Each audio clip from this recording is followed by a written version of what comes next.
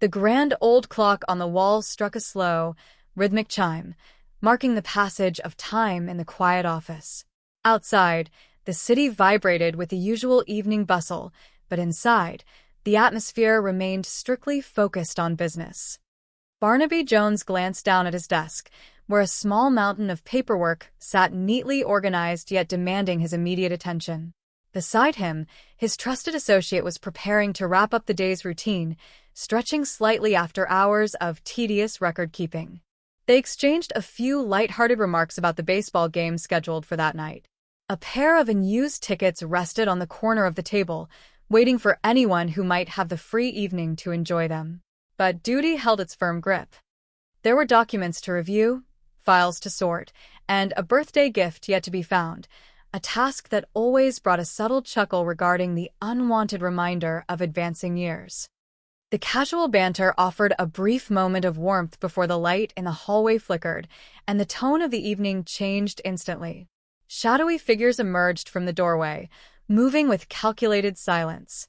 Before Barnaby could react, a low, firm voice commanded him to freeze. "Do not turn around, Mr. Jones. Do as you are told, and you will not be harmed." A heavy pair of obscured glasses, designed to act like blinders, was placed over his eyes, cutting off his sight completely. The men positioned themselves on either side of him, taking his arms to guide his steps. Even in the face of sudden captivity, Barnaby maintained his calm composure, lightly joking about the risk of walking straight into a wall with such heavy blinders on. The men offered a polite yet distant reassurance, guiding him carefully toward the elevator and out into the night. The journey was marked by precise physical sensations rather than visual cues. Barnaby paid close attention to every detail: the subtle hum of the elevator descending to the lobby, the sharp turn toward the street, the distinct smell of aged wooden barrels and fermented grapes, and the heavy thud of tires crossing old cobblestones. Minutes were tallied in his mind, along with the rhythmic chimes of a distant university clock tower striking the hour. He calculated the turns, the speed of the vehicle, and the distance traveled, building a mental map of his unknown destination. When the vehicle finally ground to a halt, Barnaby was escorted into a quiet, heavily guarded room. A distinguished gentleman stood waiting, his posture carrying the weight of significant authority. He requested that his subordinates step outside, leaving him alone with the detective. "Forgive me for causing you any discomfort," the gentleman spoke softly, his voice echoing a profound weariness. "But I hope you have been treated with respect." Barnaby adjusted his coat, his voice steady. "I have seen a condemned man being given the red carpet treatment, too. I understand, but I would rather be here under my own free will and without these blinders."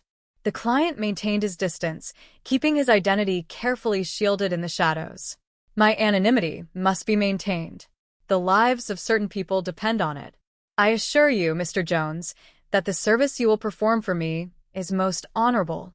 Under these conditions, Barnaby noted, "I would normally give you a very short answer adding up to no. But let us just say you have got me sufficiently intrigued to listen." The request was simple in word, yet immense in weight. Locate a young man named John Travis, who was believed to be somewhere in the Los Angeles area. Barnaby held firm to his professional ethics, explaining that as a matter of strict policy, he never undertook a search unless he knew who wanted the person and why. The distinguished man paused, heavy sorrow evident in his quiet sigh. "I mean no harm to this young man. All I can tell you is that he is my son, and if it became known that I searched for my son, his life would be in jeopardy. I do not even want him to know anything about my search." Before the conversation could go any further, sudden chaos erupted outside the building. The sharp sound of gunfire shattered the silence, echoing through the courtyard. Shadows darted past the frosted windows as the guards rushed to defend the compound.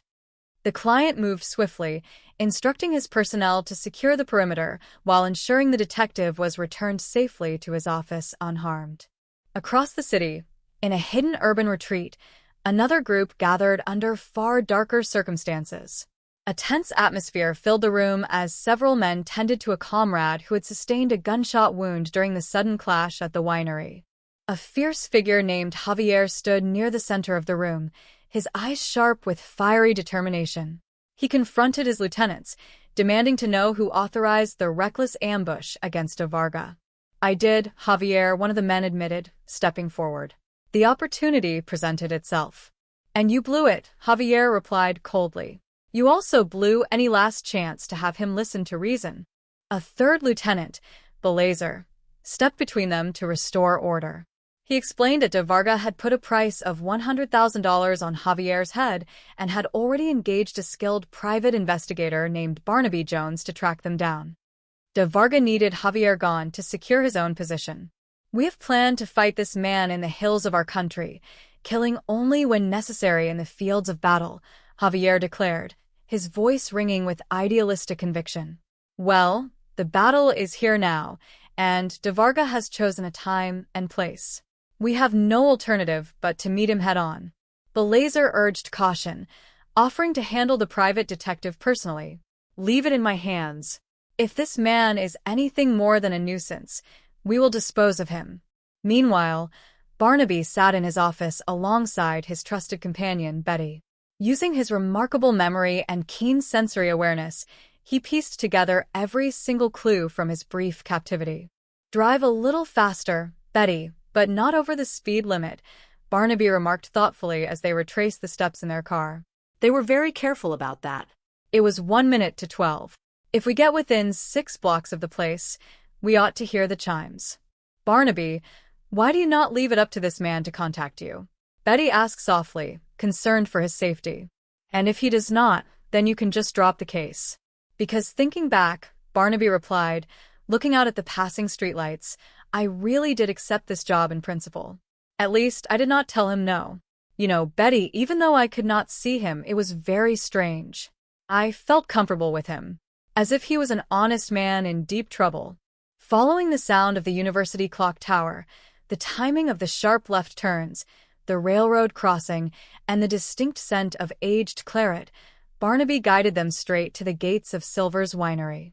Walking into the front office the next morning, Barnaby encountered the manager, Mr. Garcia, who appeared instantly nervous upon learning he was speaking with a private investigator. Barnaby casually inquired about a disturbance reported the previous night, casually noting a fresh bullet hole tucked away near the wooden trim of the entryway. Although Garcia tried to dismiss the situation and usher him out quickly, Barnaby gathered all the confirmation he needed. This was indeed the location of his late-night meeting. Shortly after, Barnaby arrived at an exclusive, private estate guarded by heavy security. Ignoring the warnings at the gate, he insisted on speaking directly to the man in charge. His persistence paid off, and he was soon ushered into an elegant study overlooking vast landscaped gardens. Standing before him was Juan de Varga, a legendary statesman whose dignified posture hid a heartbreaking truth. De Varga formally apologized for the dramatic nature of their initial encounter and offered a complete explanation. "I owe you an apology, Mr. Jones," de Varga said with genuine sincerity. "But it was imperative to me that my visit to this country not be common knowledge. I have 2 reasons for being in this country. One of them is to learn the whereabouts of my son, John Travis, as I told you. The other is medical." He paused, looking out toward the horizon. "The knowledge that my health is not what it should be could create unrest in my country. I spent 20 years with some very brave men to topple one of the most cruel dictatorships ever to appear in South America. Any signs of instability in my leadership may well signal the return to conflict. I have a terminal illness. I have about a year or 2 to live at the most. My country has stability because the name of de Varga is at stake. If the name is carried on, there is a very good chance that stability would carry on." De Varga handed Barnaby a weathered photograph taken over 2 decades ago, showing a beautiful young woman holding an infant. He explained that when they separated 20 years earlier, his wife took the name Travis to shield their child from the political violence surrounding his name. Armed with this crucial context, Barnaby began his investigation by locating the young man's mother, Mrs. Travis. He visited her quiet suburban home, speaking with gentle respect. When Barnaby explained that Juan de Varga wished to see his son, Mrs. Travis listened in poignant silence. The years of separation had left deep emotional marks, but the news of de Varga's terminal condition softened her resolve. "The old lion is dying, is he not?" she asked softly, her eyes filled with memories of the past. "He had such strength." "Yes, perhaps you are right. The boy should make his own decision."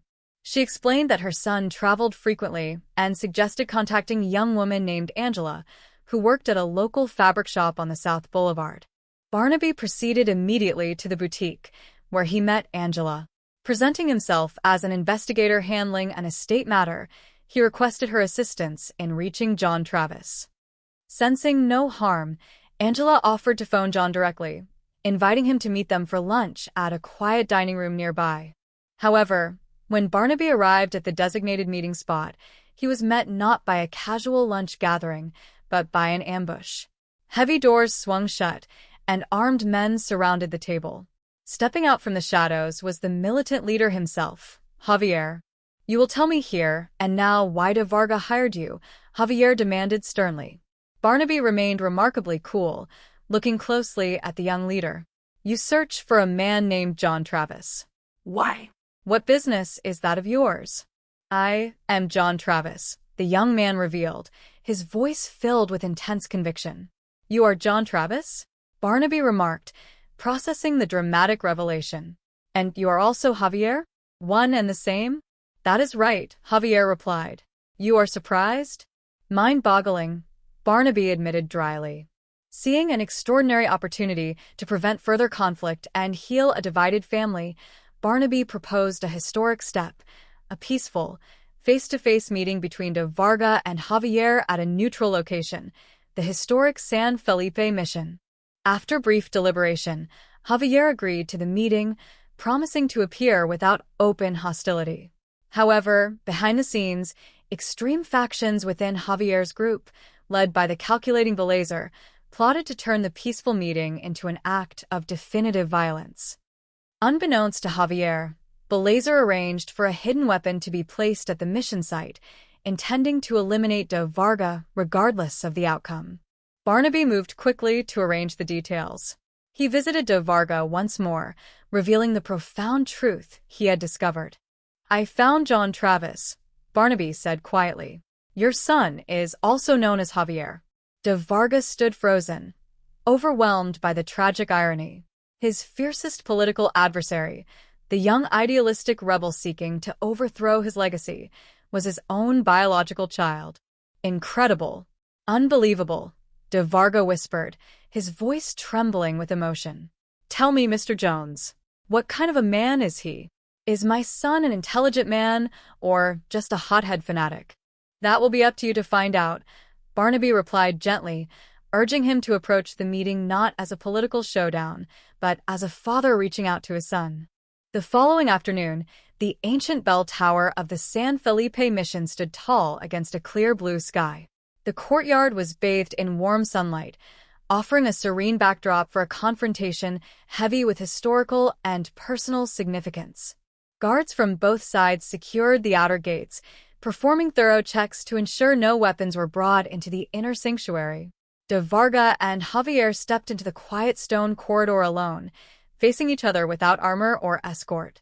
"So, "You are Javier," de Varga began softly, looking upon his son with a mixture of sorrow and pride. "I must say, you do not look like much." "But you do," Javier countered sharply. "Which proves, does it not, appearances are deceiving." De Varga observed the intense fire in the young man's eyes. "I have heard that you are a lawyer. Lawyers deal in logic, do they not?" "Do not waste my time with riddles," Javier insisted, his posture rigid with revolutionary zeal. De Varga stepped closer, his tone turning reflective and wise. "Javier, how would you handle it? Let us assume that I was so feeble-minded as to appoint you to a ministry post and tell our people they should support you should I leave office. How would you handle the affairs of state?" "Everything you have neglected," Javier asserted passionately. "A network of roads, of factories. The number of schools should be doubled. And where is all the money for this? What magic wand would you use?" De Varga asked calmly. "Force the people to contribute their labor," Javier responded with unyielding idealism. "Force every man and every woman to work. Force the people against their will? De Varga questioned softly. Javier. I am their leader. I am their servant. I suggest. Then I obey their wishes. They are a little slower, but that is their way. That is the democratic process. Freedom cannot be qualified. It cannot be spooned out or rationed like you would ration anything else. Javier stared at the elder statesman, his absolute certainty momentarily shaken by the depth of warmth and fatherly patience radiating from the man he had been taught to hate.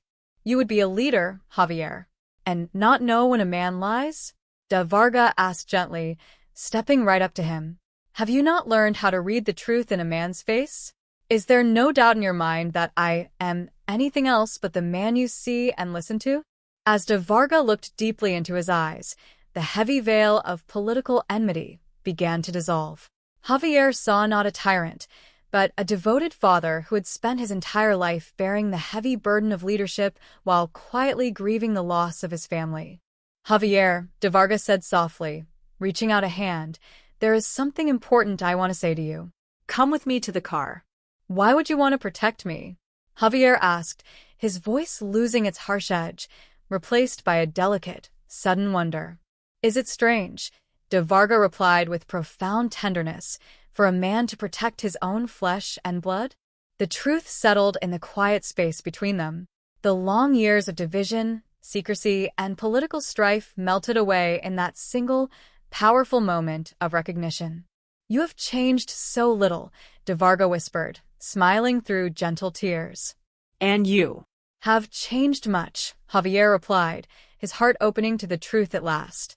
Outside, in the sunny courtyard, Barnaby Jones stood near the ancient archway, watching the father and son walk together toward a new beginning. The immediate danger had been thwarted, the hidden plots dismantled, and a destructive conflict replaced by the enduring power of family reconciliation. Betty joined Barnaby near the outer gate, looking out over the peaceful mission grounds. Mr. Jones, she said with a gentle smile, it was a great pleasure meeting you. Well? Barnaby replied with a light, warm chuckle, tipping his hat slightly as they walked toward their car. I do not know if I would call it a pleasure, but it was certainly an experience.